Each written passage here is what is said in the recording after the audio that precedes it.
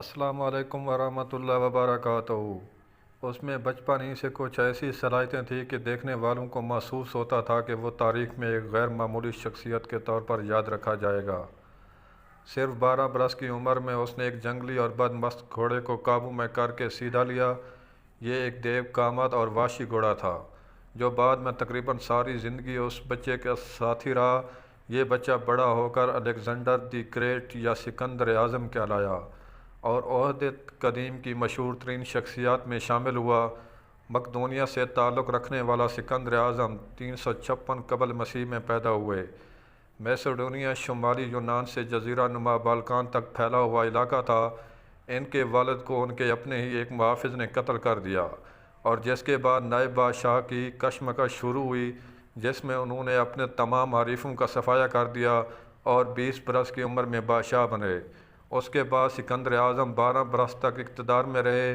انہوں نے اپنی فوج کے ساتھ 12,000 میل کا فاتحانہ سفر کیا۔ اس وقت کی سلطنت فارس کے بادشاہ داریوش سوم کو شکست دی اور وسطی ایشیا تک یونانی کلچر کو پھیلا دیا۔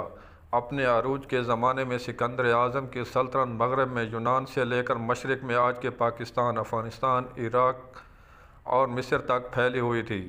سکندر اعظم کا شمار تاریخ کے انتہائی متاثر کن اور ماہر رہنماؤں اور فوجی کمانڈروں میں کیا جاتا ہے۔ سکندر اعظم سے پہلے مقدونیہ صرف ایک جغرافیائی وحدت کا نام تھا، لیکن یہ علاقہ مضبوطی سے جڑی ہوئی سلطنت نہیں تھا۔ تاہم سکندر اعظم کے والد فلپ دوم نے اس علاقے کو ایک مربوط ریاست کی شکل دی۔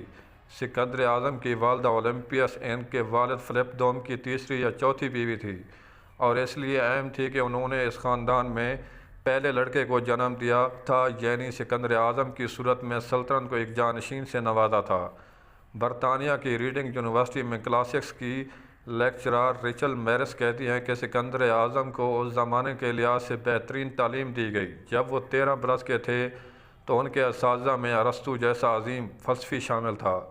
سکندر اعظم نے ارسطو سے جو تعلیم حاصل کی اس کی بنیادیں یونانی کلچر میں تھی، اس لیے انہیں فلسفے کی تعلیم دی گئی اور تمام پڑھے لکھے یونانیوں کی طرح انہیں بھی ایلیاڈ اور اوڈیسی جیسی شاہکار نظموں کے خالق یونان کے قدیم شاعر ہومر پر عبور حاصل تھا۔